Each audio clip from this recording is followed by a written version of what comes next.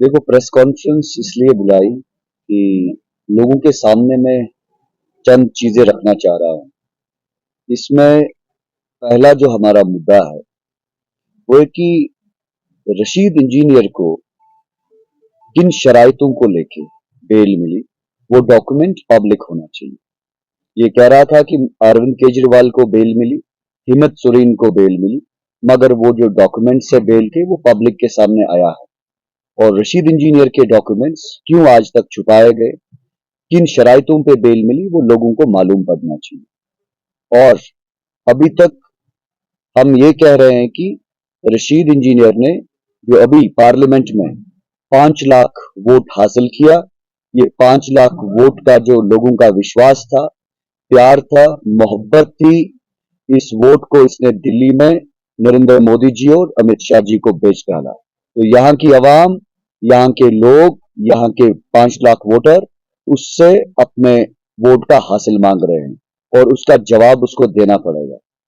और हमने उसको वोट सौदेबाजी के लिए नहीं दी थी, उसको हमने एक बार माफ किया था यहाँ के लोगों ने, जब वो एमएलए थे। एमएलए के टाइम उसने आजाद साहब को यहाँ के लोगों का वोट 3 की 3.5 करोड़ में बेच दिया। और आज फिर से सौदेबाजी, और आज वो लोगों को फिर से गुमराह करने निकले हैं, बेवकूफ बनाने निकले हैं। जिस तरीके से आज तक रायशुमारी को लेके बेवकूफ बनाया, और आज उसके मंशूर में कहीं रायशुमारी दिख नहीं रही है। कल तक कह रहा था कि खानदानी राज को खत्म करना है। खानदानी राज उनके घर में अभी पनप रहा है, उसका भाई इलेक्शन लड़ रहा है। और आज जबकि उसके मंशूर में रायशुमारी का जिक्र होना चाहिए था, कल तक उसका नारा था 35 से न 370, रायशुमारी सबसे बेहतर। आज वो नारा कहां है? आज रशीद इंजीनियर ये कह रहा है कि मैं जी मसले कश्मीर हल करूंगा। नरेंद्र मोदी, अटल बिहारी वाजपेयी, इमरान खान, शाह महमूद कुरैशी, परवेज मुशर्रफ, नवाज शरीफ इस मसले को हल नहीं कर पाए, तो रशीद इंजीनियर लास्ट से निकल के लोगों को गुमराह कर रहे हैं, बेवकूफ बना रहे हैं, मैं ये मसला हल करूंगा। उसको पहले यहां लोगों के इलेक्ट्रिसिटी के मामले हल करने चाहिए, उसको पहले अपना घर संभालना चाहिए, घर सुधारना चाहिए। उसका घर, ये कॉन्स्टिट्युएंसी है, यहाँ पे लोग अनएम्प्लॉयमेंट के शिकार है, यहाँ पे लोगों को बिजली नहीं है, यहाँ के रोड्स की हालत आप देखिए, बहुत खस्ता है। यहाँ पे बेसिक जरूरियात जिंदगी जिसमें पानी है, लोग बिल्कुल पानी नहीं पी रहे हैं, पानी से बिल्कुल इनको महरूम रखा गया 75 साल। और इसकी जिम्मेदारी किनकी है? इसकी जिम्मेदारी उस आदमी की है जो अभी 5 साल या 12 साल, या जिसको हमने रिसेंटली इलेक्शन में चुना था। इसका जिम्मेदार कौन है? इसका जवाब कौन देगा?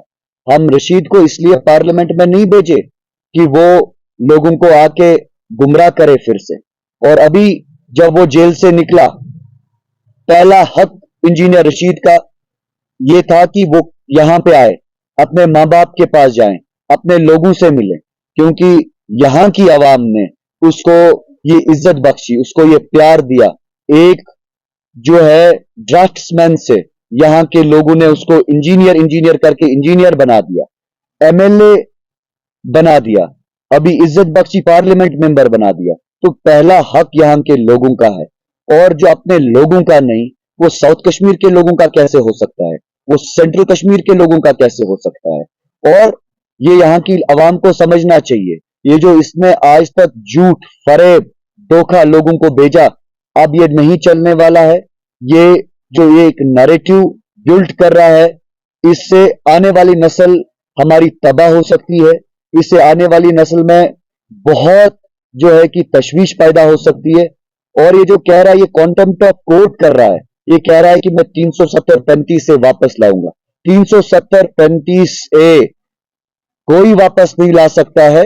ये सुप्रीम कोर्ट का एक डिसीजन है, इसमें कोई अगर किसी को बेवकूफ बना रहा है, मैं पुलिस और यहाँ की डिस्ट्रिक्ट एडमिनिस्ट्रेशन को और दिल्ली की सरकार को आपके इस माध्यम के जरिए कहना चाहता हूं कि ये जो लोग ऐसे वर्गला रहे हैं यहाँ आम मासूम अवाम को, इनको सलाखों के पीछे बंद करके रखो। आप ऐसा नैरेटिव फैलाने से, जिस तरीके से कश्मीर में इससे पहले कत्लो गारत हो रही थी, इस चीज की वजह से कत्लो गारत हो सकती है। और रशीद इंजीनियर की आदत है कत्लो गारत करना। अगर इसने क्लेमेंसी मोशन असेंबली में नहीं लाई होती, अफजल गुरु को आज फांसी नहीं मिलती। अगर इसने जम्मू में 2 एमएलए के साथ बातचीत नहीं करी होती, तो अफजल गुरु को कभी फांसी न लगती। अफजल गुरु को फांसी लगाने में, अफजल गुरु को फांसी दिलवाने में रशीद इंजीनियर का एक अहम रोल रहा, और फांसी दिलाने पे भी सियासत करी और उसकी कब्र पे भी सियासत करी। ये रशीद इंजीनियर का असली चेहरा है। ये लोगों के सामने लाना बहुत जरूरी है। इसी तरीके से जो कल तक ऑटोनॉमी मांग